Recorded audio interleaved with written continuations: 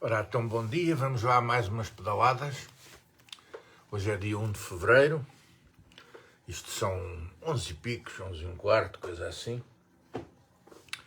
E pronto, eu preciso de treinar, vou falando, treinar, de andar nesta bicicleta, é por isso que algumas pessoas não perguntam porque é que eu treino muito, é porque estou a andar, estou a pedalar. E aproveito, vou falando com os meus amigos e assim esquece-me do esforço físico e ainda aguento aqui uns 20 minutinhos. É bom para mim. Agradeço-os por estarem desse lado, ouvirem e aturarem-me. Hoje levantei-me de manhã há bocadinho, que como continuo confinado, aproveito e estou um bocadinho mais na minha câmara de reflexão. Com C e tudo, que é a antiga. Levanto-me um bocado mais tarde. É bom estar ali. Aqueles que, como eu, têm a felicidade de poder estar parados, que eu sei que a maioria não pode. Eu sei isso. Quando vem, tu falas em confinamento porque podes. Não, eu falo porque ele é necessário. E infelizmente nem todos podem fazer com a... Como é que eu ia dizer? Com as normas com que eu faço, que é não sair mesmo de casa. Não sair. Eu ontem não saí, antes de ontem não saí. Sexta-feira fui comprar fruta ao Largo ao meu amigo Alcino. Aliás, hoje vou preparar um arroz em homenagem ao Alcino, que ele vai ver. Mas pronto, é um sítio ao ar livre, é uma banca. Num largo, máscara. Agora é daquelas brancas que eu ponho. Já não vou em cantigas. E pronto. Mas hoje há duas coisas que vou aqui falar. De duas coisas que vi quando abro o computador e vou à Saleia TV. Primeiro vou ao Facebook, a Saleia TV, esta página está dentro do Facebook, e aparecem-me coisas do Facebook que me deixam... Enfim, hoje vou falar de duas delas. Vamos então começar pelo confinamento. Ontem veio parar ao meu Facebook o link de um senhor a dizer: veja isto, pá, veja isto. E eu carreguei no link e fui ver. Era um vídeo de um senhor que ia num carro a caminho, dizia ele, de uma manifestação contra o confinamento, contra estas medidas todas. É evidente que ouvi 30 segundos até ele dizer para onde é que ia e desliguei. Porque eu a essa gente já nem sequer estou interessado em ouvir o que têm para dizer. Os disparates que eles tinham para dizer, que essa gente nem para dizer, já os disseram todos. Podem repeti-los à exaustão. Porque um disparate não é pelo facto de ser dito 30, 40 ou 2.000 vezes que passa a não ser um disparate. Fica sempre, um disparate ainda maior. Porque com a dimensão das pessoas que o ouvem, alguns vão de acreditar. Negar as evidências que todos os dias nos entram pela casa adentro é realmente de alguém, eu já ponho em causa, de pessoas que estão mentalmente perturbadas e que negam. Ontem foi outra vez 300 e tal mortos. Como se pode negar isso? Agora já se põe em causa. Morreu na mesma. Morreu de outras doenças. Bom, meus amigos, todos nós vamos morrer. Não sei se já pensaram nisso. Mas são muito poucos. Mesmo muito poucos aqueles que estão com pressa para chegar a esse dia. São muito poucos. E, portanto, esta gente não pode... A gente não pode sequer já dar-lhes ouvidos. Mas há alguns que fazem organizações para promover este tipo de cefalia coletiva que deu nessa gente.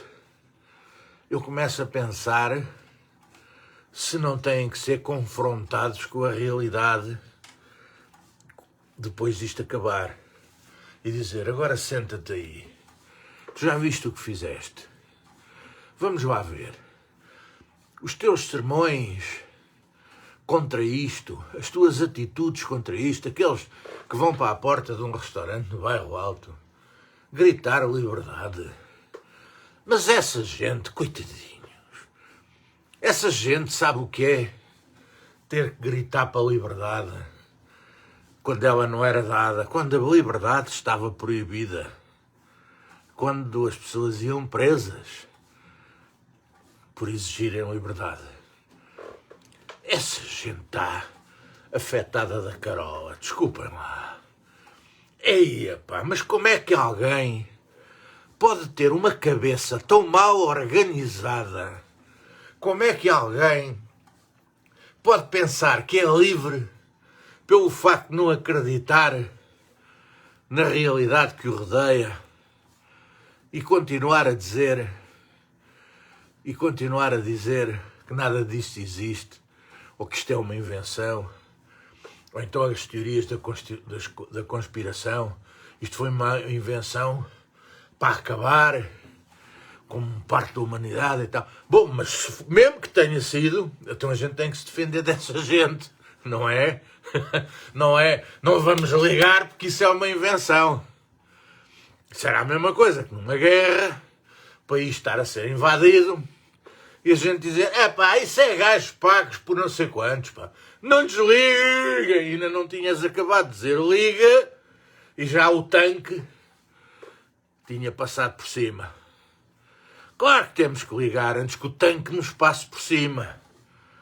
Antes que o vírus nos arrume ou nos faça, enfim, nos faça sofrer mais do que aquilo que alguns estão a sofrer, porque tantos óbitos por dia não são apenas esses 300 que se foram embora. Esses lá foram a caminho, na minha opinião, foram para o sítio onde estavam antes de ter nascido e já pouco se vão incomodar, ou nada, na minha opinião, com isto. Agora os que cá ficam e que, para quem eles eram queridos, isso vai fazer muita falta. Vão fazer mesmo muita falta. E uma coisa é quando a gente ouve dizer. Outra coisa é quando aqueles que estão perto de nós começam a telefonar a dizer, sabes quem é que... E depois, sei, então o que é que lhe aconteceu? Olha, era um dos 300. Quando isso acontece, e eu penso que já aconteceu a muita gente, ou o vizinho, ou fulano com quem se trabalhou um dia, ou com quem se estudou, ou com quem se viajou, ou com quem nos cruzávamos no café, numa livraria, quando podíamos ir às livrarias, e havia sempre alguém que a gente, está cá outra vez, e tinha ali 2 dedos de conversa, quando se podiam fazer grandes almoçaradas, como era o meu caso, com as pessoas que andaram comigo na escola, há 50 anos, há mais de 50 anos, chegámos a marcar um almoço, pensávamos que chegávamos lá, estávamos uns 5 ou 6, houve altura de estar em 40 ou mais, ali na Atrozela, é verdade, uns 40, também entrava a malta do hóquei, e ali os salesianos do Estoril, o hóquei é bom, eram grandes campeões. Um desses almoços estava um que já foi, o sobrinho, campeão mundial. O Xana, campeão mundial, para quem eu envio um abraço. E os outros, o Manuel, o Manel, para os amigos, o Matraquilho, o Manel Pereira, os Trigatis, o Branquinho. Aquela malta toda, pronto, não me vou pôr a dizer nomes, vou-me esquecer de metade. Já está o Kim Bernardo a dizer, então eu, pá, que esse é aqui, da região Saloia. Olha, O pior é quando a gente, felizmente destes que eu estou a dizer, não houve nada disso, atenção. Mas já houve de outros amigos de outras áreas, ou amigos de amigos, telefonarem. Tu lembras de fulano? Não lembro, sim. Olha, já foi. Pumba. E foi no grupo, desse grupo. Muitos de nós começamos a ser frequente, não digo todos os dias, mas saber de alguém assim. E essa gente continua a achar que nada disto se passa. Isto é tudo uma grande... E pela Europa, quando a gente costuma dizer Portugal é um país atrasado, este pá. Bom, Amsterdão, Hungria. Eu, infelizmente, nós temos um espectador da Hungria, que eu já recebi mensagens da Hungria. Há portugueses em todo o lado. A Austrália, recebo tanta vez aqui mensagens. Estados Unidos, Brasil, da Europa, da Guiné, da Ásia e do Malawi, e estava a ver Dakar, Carrefour, estava a ver se me lembrava. Há sempre um espectador todos os dias que manda aqui uma mensagem, todos os dias ou quase, também num sítio onde só se prova que os portugueses estão em todo lado. E temos que continuar a estar. Então vamos lá. Os que podem, façam como eu, não saiam de casa. E quando têm que sair, ponham aquela máscara boa, com a pencazinha do lado de dentro, não é do lado de fora. Pois, e é o mínimo tempo possível, casa outra vez. Vou ver se arranjo aí uns vídeos a falar de coisas que se podem fazer em casa, para nós nos irmos entretendo uns aos outros. Eu entretenho-me a fazer aquilo, recordo os tempos em que trabalhava. Ontem recebi uma mensagem muito engraçada. Só que um senhor, que eu depois fui ver o perfil dele e ver se cá é uma pessoa. E então... deve ser boa gente, mas não pensou e pôs aquilo. E então punha assim, mas o que é isto de saúde da TV? Então agora fazem com televisão tão boa que a gente por aí tem, a não fazer televisão como se fosse do tempo dos Petromax a petróleo. Eu achei graça. E respondi ao senhor, olha que o senhor dizer isso é a mesma coisa que encontrar alguém a desenhar num computador, não é que se pode, fazer desenho no computador e dizer-lhe, o que é isto? Tu agora fazes desenhos como se fazia no tempo em que havia uma pedra na escola, uma lousa, não é? Não é. Não é a mesma coisa. Vamos lá ver, eu hoje tenho aqui um telemóvel e um tripé. Não tenho mais nada e estou a fazer isto em direto. Há 40 anos, ou mesmo há 30, ou até antes disso, que eu cheguei a fazer muitos diretos. E o que é que tinha para fazer um direto? Tinha que estar ali fora um caminhão enorme, tinha que ter... Olha, eu recordo um dos últimos diretos que foi feito num museu que já não existe, porque o Dr. Basílio Horta resolveu não apoiar o senhor do Museu de Brinquedo, que era uma coisa que tudo tinha a ver com Sintra, com o romantismo de Sintra, etc. E pôr lá, alugar por 600 e picos, um prédio de 3 andares, no centro da vila de Sintra, para um senhor conhecido, muito conhecido, por ter influência na comunicação social. Para esse senhor lá instalar o Museu das Notícias, que é uma coisa, e depois dizem, mas o que é isto? Então Sintra não merece, Nova Iorque tem. Está bem.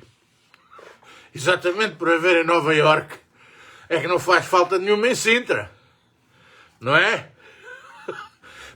É uma questão de pensar, é uma questão de puxar para a cabeça. Ou então andam ali a fazer outro tipo de contas que eu não sei, faço a mínima ideia como é que fazem aquilo para chegarem àquela conclusão. Eu acho que o Museu do Brinquedo estava muito melhor em Sintra.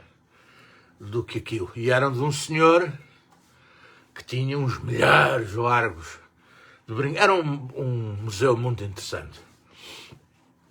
Muito interessante mesmo.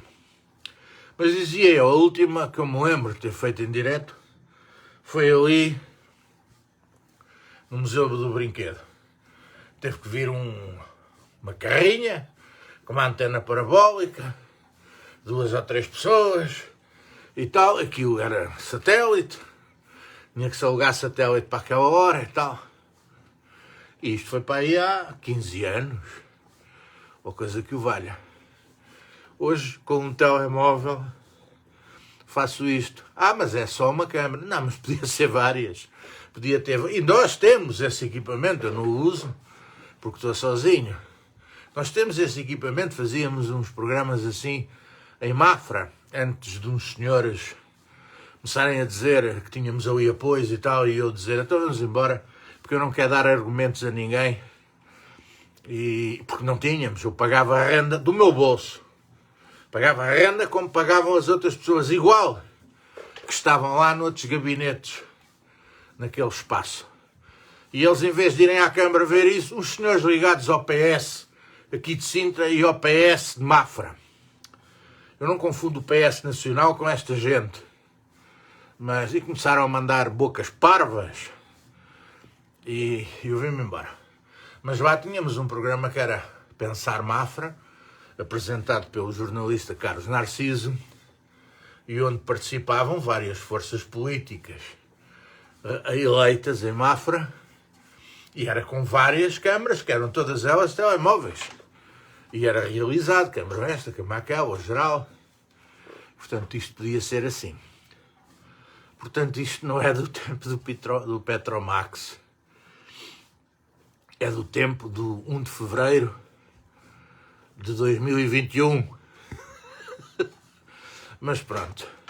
Bom, resumindo e concluindo, eu gostava de começar esta semana e este mês, de fevereiro de 2021, fazendo um apelo a todos. Os que podem estar em casa, fiquem em casa.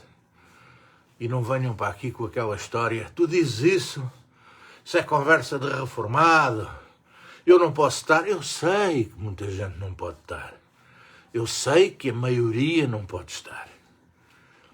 Mas também sei que a maioria das pessoas que a gente vê na rua, de um lado para o outro, poderiam estar se quisessem. Porque eu vejo-os a fumar à porta dos cafés, que é uma coisa que me indigna. Ainda bem que os cafés fecharam, ainda mal para os proprietários. Ainda mal, mas ainda bem para todos. Têm que entender que tem que ser assim. Não há outra maneira de combater isto. Vejam a Nova Zelândia. Fechou, cumpriu, e que ninguém tenha dúvidas. O Natal foi a nossa desgraça. Hoje começamos a ver pessoas que já se curaram, ou que ainda estão, mas foi no Natal, fui aqui, fui ali. Reuni a minha família, foram famílias inteiras. E olha, faz-me lembrar o Tim Mafra, que já foi do coração, não foi com isso. Já foi, e uma vez aqui, ele lá no trator e eu do lado dentro do portão, nos vídeos via-se que fazíamos a distância, e ele dizia ao tio Guilherme, o meu pai dele morreu com 95 anos, portanto já era uma pessoa responsável e com família, na altura da gripe espanhola, 1918. O meu pai contava que quando veio essa gripe, foram famílias inteiras. Pois não havia as hipóteses que há hoje, foram famílias inteiras. Desapareceram, não ficou cá ninguém. Foram famílias inteiras. Isto do Natal infectou famílias inteiras. Foi um erro enorme. Mas não apontem apenas ao governo. É evidente que o governo errou, é evidente que foi um erro grave, mas é evidente que todos aplaudiram, ou quase todos, esse erro, E o Primeiro-Ministro ou o Presidente da República não andaram a desapontar. Vá lá para casa, vá lá ter com os teus avós ou com os teus pais. Seu malandro, não esteja aí sozinho na rua, esteja aí sozinho em casa. Não disseram isso. As pessoas foram porque queriam, porque quiseram, porque ansiavam que o governo as deixasse ir. E o governo foi na conversa e deixou. Não devia ter deixado. O Natal, e menos o Ano Novo, mas também o Natal, em vez de ter sido a alegria anual das famílias, foi a tristeza total do país inteiro. O Natal foi uma desgraça. Agora vamos todos colaborar, não dar ouvidos a essa gente acéfala, a quem eu chamo os palermas pela verdade, e não dar ouvidos a essa gente. Quando vir alguém à porta de um restaurante, liberdade, passa ao lado, nem olhe para eles, nem se ria, finja que não veja essa gente. Essa gente não existe. Essa gente é uma invenção deles próprios. Essa gente é um reflexo do ser humano. Não é o ser humano, é um reflexo do ser humano. Essa gente é uma projeção, é uma sombra chinesa. É uma sombra chinesa. E há alguém por trás a mexer no bonequinho para ele fazer a sombra chinesa.